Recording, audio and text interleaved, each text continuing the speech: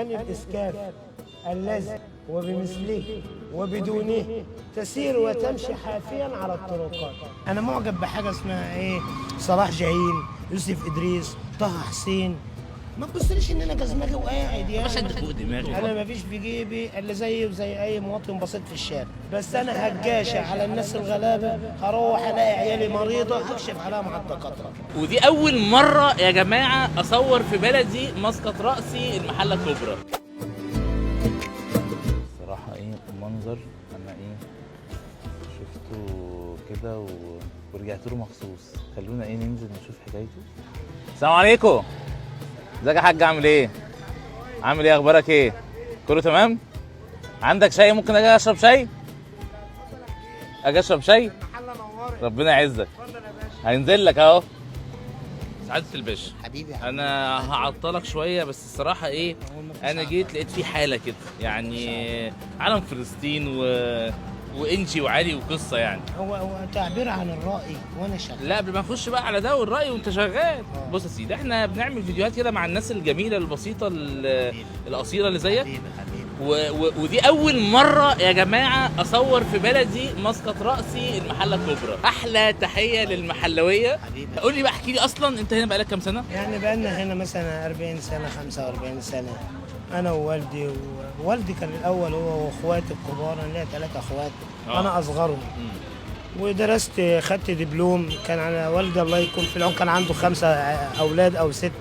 كنت انا بقى خدت دبلوم، ومن الدبلوم ذاكرت ودخلت معهد وقعدت هنا مع والدي شغال معاه وهو واخواتي. كل واحد شق طريقه وما فضلش الا انا بقى قعدت معاه. بس في الوقت اللي انا موجود فيه كان نفسي اتعلم وابقى مش دبلوم بس ولا معهد بس، شهاده لنفسي دراسه وانا شغال.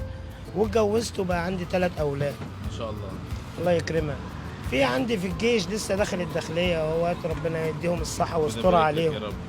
وفي ثانويه وفي داخل اعدادي. كل ده عايز الكفاح وعايز انك تكون ماشي على خط مستقيم، عشان ما ينفعش انك تقع وتوقع. ايه قصه بقى انجي وعلي اللي انا شفتهم دول؟ احكي لي بقى. انجي وعلي خدتها من رد قلبي. بس ركزت معايا قوي ان انا حبيت اقول للناس واربط الماضي بالحاضر بالمستقبل. الله. بس هل انجي نجحت في سيبان علي وجوازه؟ هل علي نجح بثورته هو والمجموعه اللي معاه؟ عاملها من كام سنه دي بقى؟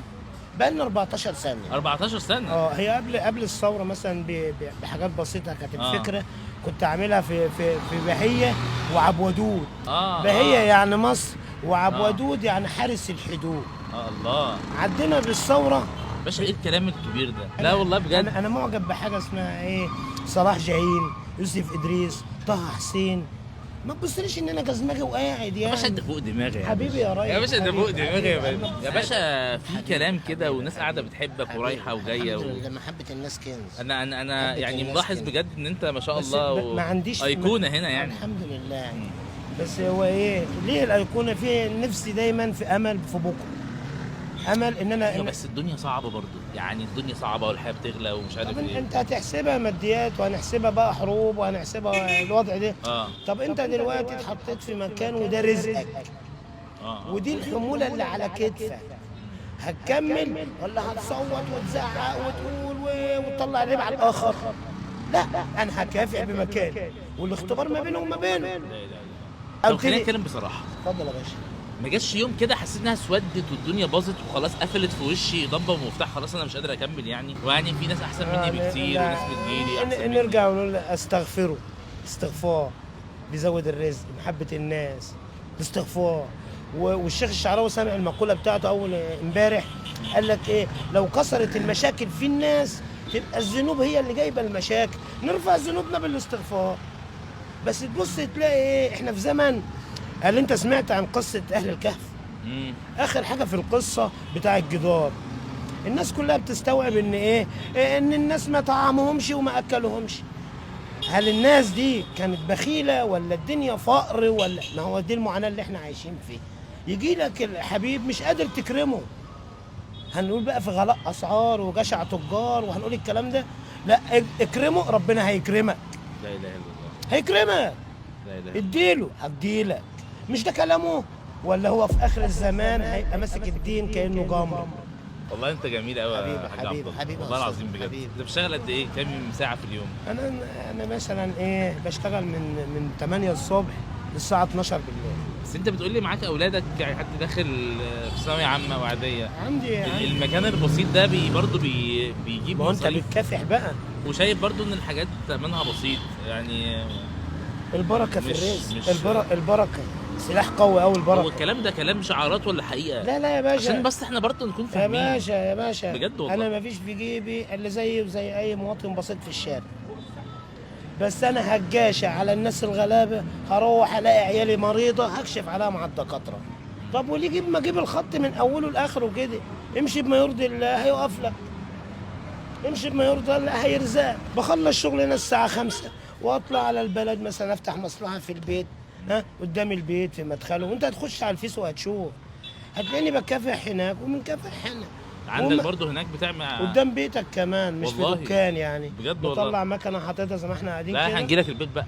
حبيبي الدنيا جميله بس دي في عزومه. يا باشا على دماغنا، في عزومة نعمل دي. فطير مشلتت. قشطه خلاص يا جماعه، في فطير مشلتت حبيبي. عند حاج عبد الله ب 100 حبيب. ماشي، تنوروا كلكم، ركزوا بقى. تنوروا يا باشا. احب بقى اعرفك بقى ان الاسكاف الذي وبمثله وبدونه تسير وتمشي حافيا على الطرقات. الحاجات دي اتعلمتها فين؟ بجد والله. من قلوب الناس. ازاي؟ لا لا اشرح لي. ما انا هفهمها اوصلها لك. انا لو جاني واحد مثلا قاعد معايا وبنتكلم زي ما احنا بنتكلم كده يا استاذ محمد، تبص تلاقي ايه؟ قال لك كلمتين من ايحاء من قلبه، احساسه الداخلي. الله. خد الكلام ده وسيفه على لوحه وادرسه، هتعرف ان الكلام ده باخلاص. عيش بيه، ربنا هيكرمك وذيعه للناس، يمكن الناس تتغير. شايف الدنيا ايه؟ الدنيا اللي جاي حلو، الدنيا صعبه بص، يعني. ما شاء الله انت شايف انك متفائل. ولسه متفائل، واخر لحظه لغايه ما اموت متفائل. في ايه؟ في الله. قلت لك في وسط الحديث: الا بذكر الله تطمئن القلوب. استغفارك وصلاتك الله. وشغلك ومراعاتك لبيتك وحياتك ما احناش عيسى ولا سيدنا موسى، بس انا بتكلم بما يرضي الله هينصفك. مالك انت ومال الدنيا صعبه على الكل، هتلاقيك انت الوحيد اللي قاعد في الظل. طب انت مش تتمنى كده امنيه؟ عندك امنيه يعني؟ قول لي نفسي اعرف، لو انت ما كنتش اشتغلت اسكافي كنت اشتغلت ايه؟ كان نفسك تشتغل ايه؟ لا اسكاف، انا مع الغلبان، مع البسيط.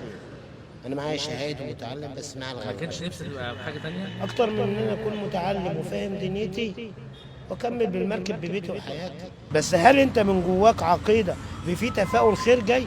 الخير جاي، لا. الخير في امتي الى يوم الدين.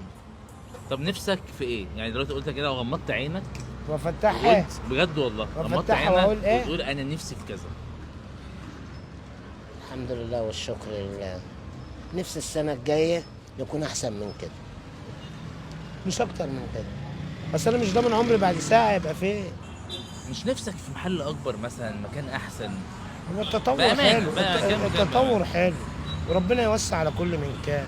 بس انا يعني ايه، التفاؤل قوي ديت ما لا، انا كفايه قوي ماشي واحده واحده كده، واعمل لي برنامج في حياتي اكمل بيه.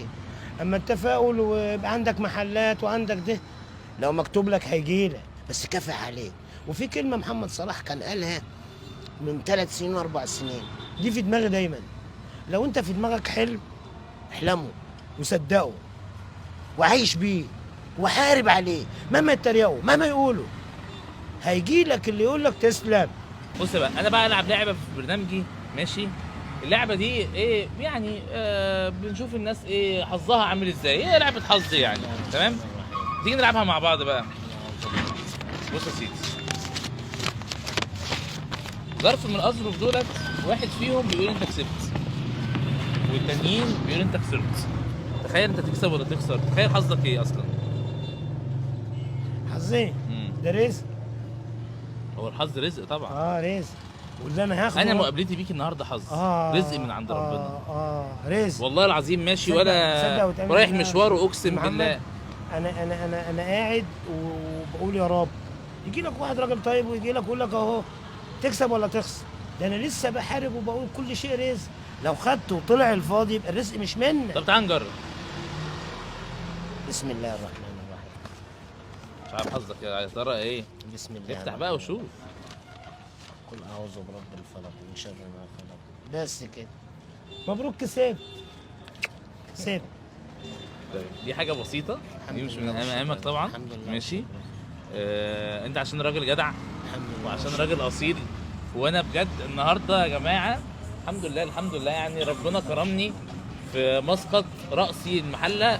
شفت الناس الجدعان بس واتشير بقى في المحله الله بقى. يكرمك الله يكرمك. بس انا كفايه عليا كسبت. والله كفايه عليا كسبت. وانا انا كسبت والله. رؤيتك النهارده، والله العظيم كسبت رؤيتك. مكشر ليه هتتسهل وتتيسر، هتتدبر، مفيش داعي تشيل هم وتفكر.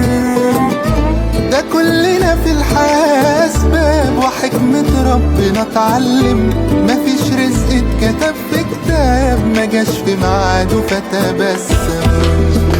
بإيدك ايه غير انك الحمد لله والشكر لله. ده متقدر، وصدقني في لحظة الحال بيتغير.